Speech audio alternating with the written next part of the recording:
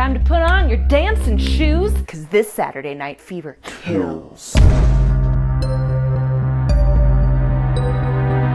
Oh hi, welcome to Death Happens. This is a show where we talk about dying, a thing that will inevitably happen to all of us. But don't go getting too anxious, because I'm here to help you survive a little bit longer. Today I'm talking dancing, because if you're like me, every now and then you like to get down to a nice, sick beat.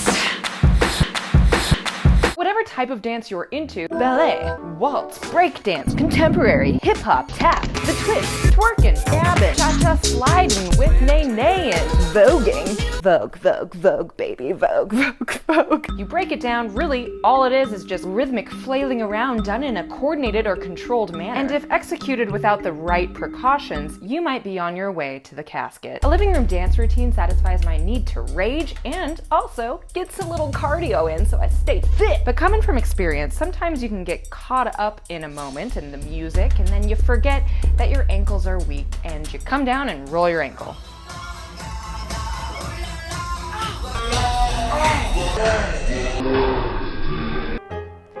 What I have demonstrated is unsafe dancing. Instead of dancing barefoot around a lot of hazardous objects, you should wear shoes that are fitted to your foot and are appropriate for the style of dance you're doing. And speaking of dance style, you should choose one that is appropriate to your level of fitness. Because there's nothing like trying to twerk upside down when your arms are not strong enough so you fall on your head and crush it and die. Avoid that by training your arms. Pump it up so you can get some nice strong muscles. You should also warm up, some proper stretching routines, and then check your environment for anything hazardous and use the correct posture and technique. Because without the right technique, you might be susceptible to long-term injury or sprain something that causes you to lose your balance and fall into something sharp where you then die. Or maybe something more outrageous happens than just a fall and you're put under a Catholic curse of dancing plague. Dancing plague sounds like something that I just made up to make a joke for this video. But in fact, you're about to learn some history right now. The time was July 1518. Strasbourg,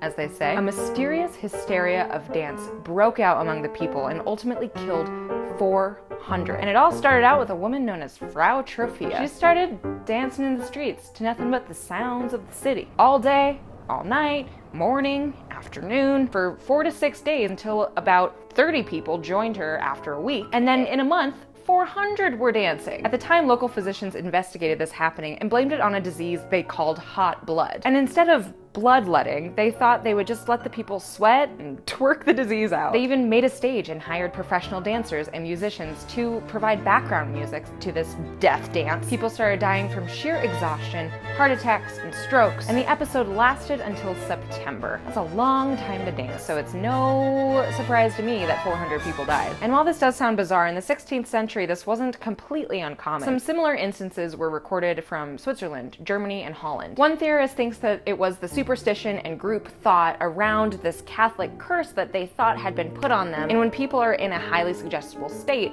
it's possible that they think they need to be doing what all the other people are doing. Other theories suggest that they were in a religious cult or that they ingested ergot fungi. It commonly grows on damp grains and is structured similarly to LSD, so it causes weird spasms and hallucinations. The same stuff was happening during the Salem witch trials too. Whoa! So they might not have been dancing at all. Maybe they were just spasming from this horrible bread that they ate. Regardless, it happened. So the next time you go to your club or your living room, just remember to stay hydrated, wear good shoes, take breaks so you don't exert your body too hard and die like the people did in 1518. You're better than that. And check your fitness. Make sure you're not trying to do something that your body is physically incapable of doing. Thank you for watching this episode of Death Happens. I hope you learned a couple helpful things so that you don't have to die while dancing. Tap that like button and leave us a comment down below. What's your favorite way to dance? Subscribe to Snarled and check out our other videos. I'm here every Sunday with some sort of different death story and tips on how to stay alive. If you'd like to follow me a little bit more closely, my links are down in the description below. I hope to see you next week,